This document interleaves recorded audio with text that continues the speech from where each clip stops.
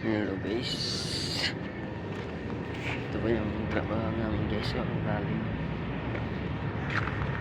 yan, septic tank yan guys. Yan yung okay namin, yung post namin na dalawang posible na tayo.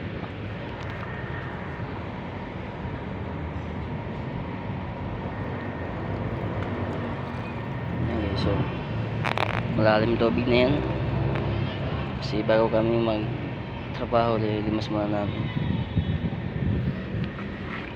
Hindi ko lang sa tiktak yan.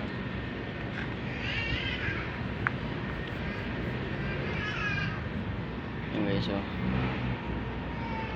maputik lang siya pero okay naman. Isang araw nakakaraos din.